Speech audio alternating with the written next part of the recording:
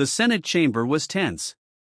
Cameras clicked, pens scratched, and whispers echoed like a rising tide as Senator Elizabeth Warren adjusted her microphone. Across the room, Senator John Kennedy from Louisiana sat calmly, his hands folded on the desk, eyes sharp with a mix of amusement and focus. He had faced countless hearings, debates, and fiery exchanges, but this one was different. The entire country was watching, waiting for a showdown between two of the sharpest political minds in America. Warren leaned in, her tone crisp and confident. "Senator Kennedy," she began, "you consistently misinterpret the Constitution in your remarks about executive overreach. The law is clear." But Kennedy interrupted, his southern drawl slicing through the air like a quiet storm. "Well now, Senator, that's an interesting take. But before we go playin' lawyer, maybe we should make sure we're usin' the same rulebook." A few senators smirked. The hearing room was suddenly electric. Reporters perked up, sensing something big. Warren frowned, clearly irritated. "I've taught constitutional law, Senator Kennedy. I'm quite sure I know what I'm talking about." Kennedy's lips curled into a knowing smile. "Oh, I'm sure you think you do. But I learned something back home in Louisiana. Just because a cat has kittens in the oven doesn't make 'em biscuits." The room chuckled.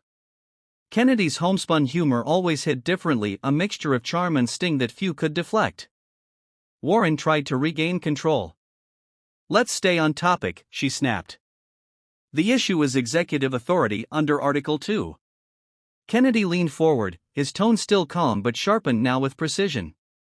"Article 2, Section 2, Clause 1, the Appointments Clause says the President shall nominate, and by and with the advice and consent of the Senate, shall appoint." You seem to have skipped that last part in your argument, Senator." He paused. "You can't just erase the Senate when it's convenient for your politics." Warren blinked, momentarily caught off guard. Cameras zoomed in on her face, capturing the faint flicker of uncertainty. The crowd behind the reporters murmured. Kennedy continued, his words deliberate and commanding. "See, the founders didn't write this thing for folks who want power. They wrote it to keep power in check. That's the whole reason this chamber exists, to stop anybody, Republican or Democrat, from thinking they're above the people who sent us here." For a moment, Warren said nothing.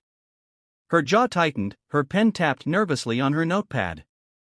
She attempted to counter, citing a law review article and a handful of academic sources. But Kennedy came prepared. He had done his homework.